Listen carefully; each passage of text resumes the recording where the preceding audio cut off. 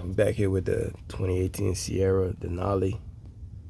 Give you guys a little update on the suspension, how it looks.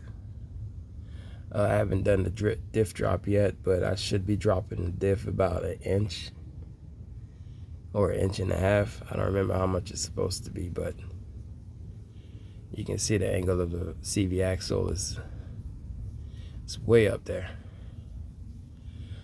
And it should be flat across as well, at least as much as possible, but we're still putting things together. So for the most part, we have a rough country upper control arm. This is their 2.5 to 3.5 inch lift upper control arm, and also I believe they use this on their 7-inch lift,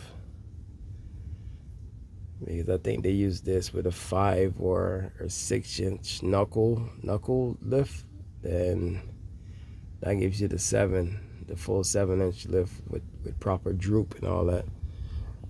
But this is what it looks like. This is the angle right here. Also, we added the Dirt King camber alignment keys,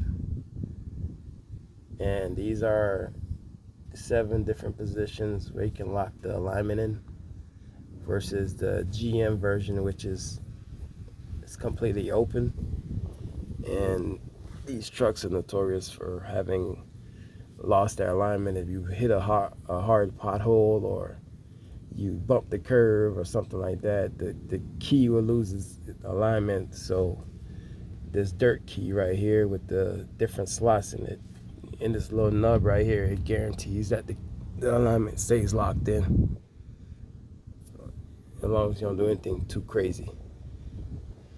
Another mod I did was up here is the ABS line, and by default this is on top of the bracket. So all I did was disconnect it and flipped it upside down and shoved it into the back into the slot of the bracket and plugged it in, and that gave me all the slack that I needed. With this being on top, this was very tight. This is as much slack as you got. But if you disconnect it and connect it underneath in the same bracket that it goes into, just flip it around and push it back into and plug it in, you'll get this much slack. So that's one other thing that I had to do on both sides. Previous video, I removed this bracket right here. This is the bracket that came with the lift kit that was on here previously from Suspension Max. This bracket is for the Magnet Ride arm that you see right here. And when I took it off and I disconnected the bracket straight to here, the upper control arm where it goes at, the ride quality was basically stiff. There was not enough traveling for that Magnet Ride arm to properly work and give you that soft suspension ride that you would get in the Denali. Basically, if you remove this bracket and disconnect this to the factory hole right here, your Magnet Ride arm is all the way down and it has no range of travel. But if you add this slotted extension right here, it'll give the arm the proper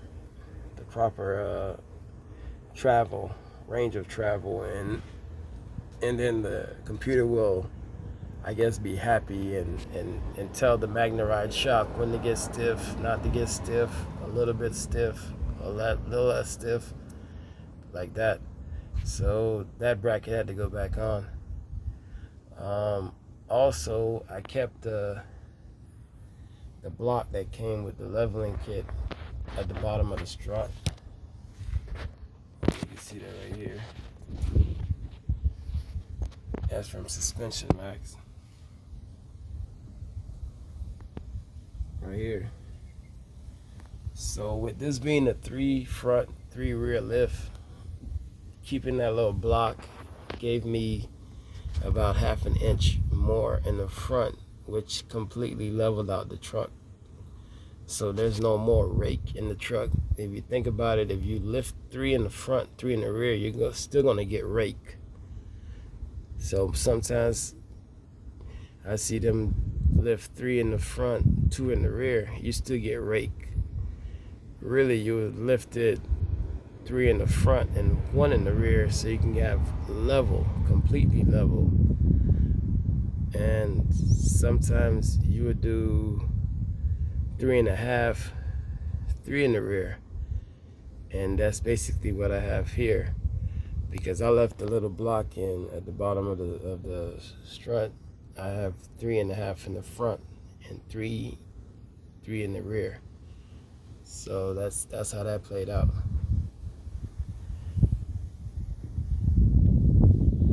And if you notice, the new tires are on.